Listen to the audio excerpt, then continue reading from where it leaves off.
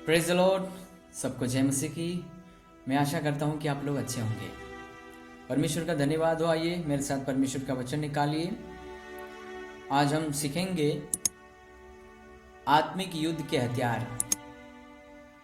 आत्मिक युद्ध के हथियार क्या है उसके विषय में आपके सामने मैं रखना चाहूँगा और वो आपको और मुझे उसकी ज़रूरत पड़ेगी। हम एक युद्ध के मैदान में हैं और उस मैदान में रहकर हमें हथियार की ज़रूरत पड़ेगी। तो उन हथियारों को हमें लेना है और वो हथियार क्या है मैं आपके सामने बताऊंगा। इफिसियुस का 6 अध्याय का 13 यहाँ पर परमेश्वर का वचन कहता है, इसलिए परमेश्वर के सारे हथियार बांध लो कि तुम बुरे दिन में सामना कर सको और सब कुछ पूरा करके स्थिर रह सको।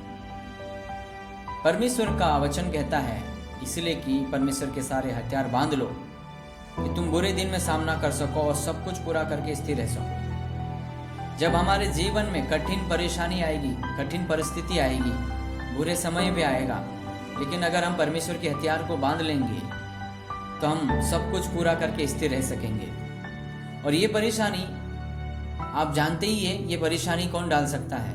शैतान इंसान के जीवन में लेकर आता है ताकि उन परेशानियों को देखकर वो डर जाए, थक जाए और यीशु को छोड़ दे।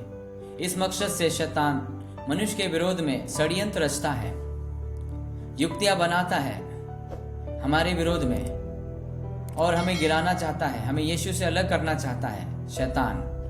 और तमाम प्रकार की युक्तियां बनाकर हमारे विरोध में वो षड्यंत्र रचता है। इसलिए हमें हथियारों की जरूरत पड़ेगी क्योंकि हम युद्ध में खड़े हैं, युद्ध के मैदान में खड़े हैं। और युद्ध के मैदान में खड़े होकर हमें बिना हथियार से खड़े नहीं होना है, लेकिन हथियार साथ में लेकर खड़े होना है। हालेलुया।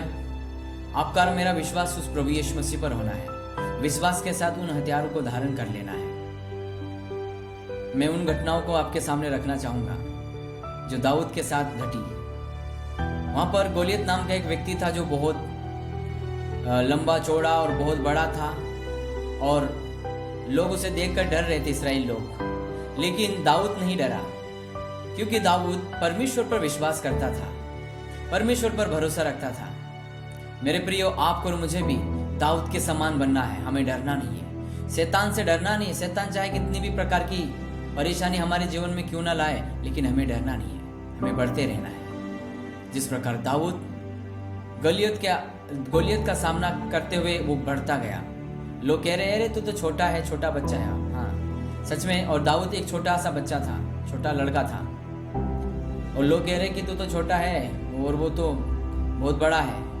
मेरे प्रियो, भले छोटा क्यों ना, लेकिन उसके साथ वो ताकत है, वो सामर्थ्य है जो सारी कायनात को बनाने वाला परमेश्वर उसके साथ है। हालेलुया।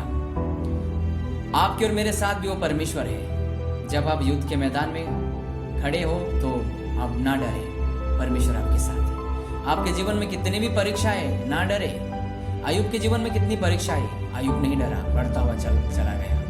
आप बढ़ता गया मेरे प्रियो। आयुब जैसे बढ़ा वैसे आपको मुझे बढ़ना है। आखिर में शैतान हार गया और आयुब विजय हुआ। तो उसी प्रकार आपको और मुझे भी विजय हासिल करनी है। दाऊद भी जब गोलियत का सामना किया वो नहीं डरा, लेकिन वो ये विश्वास था उसका, दाऊद का, कि मेरे साथ मेरा परमेश्वर है, वो मुझे विजय दिलाएगा और मैं इस गोलियत को मार गिराऊंगा। आपका और मेरा विश्वास भी ये होना है कि मैं शैतान को मार गिराऊंगा, उसे हराऊंगा। मैं शैतान की युक्तियों को पूरा नहीं करने दूंगा। तो ये सारी बातें आप तब कर सकते हैं जब आपके पास वो हथियार है। और वो हथियार क्या है मैं आपके सामने रखूंगा भी, मैं पढ़ूंगा, आप ध्यान दीजिए। इफिसियुस 6 अध्याय का 14, इसलिए सत्य से अपनी कमर कसकर और धार्मिकता की झिलम पहनकर। सत्य से हमें कमर कस लेना है और धार्मिकता की झिलम पहनना है। जो मैं हथियारों का नाम बता रहा हूँ, क्या करना है? सत्य से हमें कमर कस लेना है और धार्मिकता की झिलम पहन लेना है।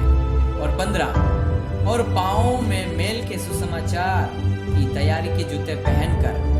क्या लिखा है? पाँवों में मेल के सुसमाचार की तैयारी के जूते पहनकर और इन सब के साथ विश्वास की ढाल लेकर स्थिर रहो। पाँव में मेल के सुसमाचार के जूते और विश्वास की ढाल लेकर स्थिर रहो, जिसमें तुम उस दुष्ट के सब जलते हुए तीरों को बुझा सको। दुष्ट कौन? शैतान। वह हमारे ऊपर तीर चलाता है और हमें घायल करने की कोशिश करता है।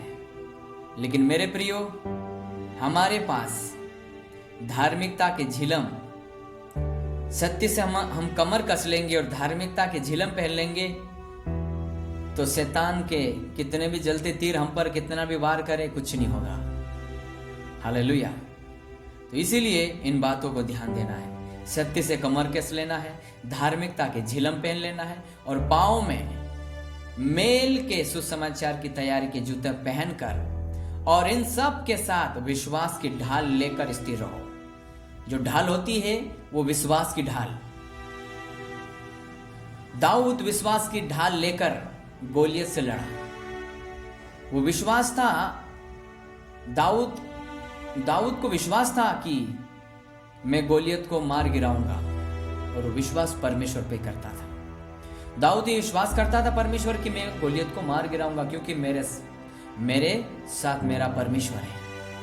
यहां तक कि गोलियत हथियार लेकर आ रहा था, सांग भाला लेकर, लेकिन दाऊद कहता है मैं सेनाओं के यहोवा के नाम से मैं आता हूं।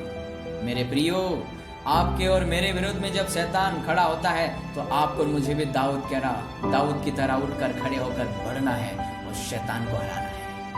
इसलिए तो मैंने आपके सामने ये हथियारों को, जो है आत्मिक युद्ध के हथियारों को मैं आपके सामने रखा हूं।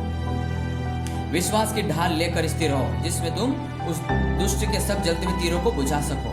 और 17 और उद्धार का टोप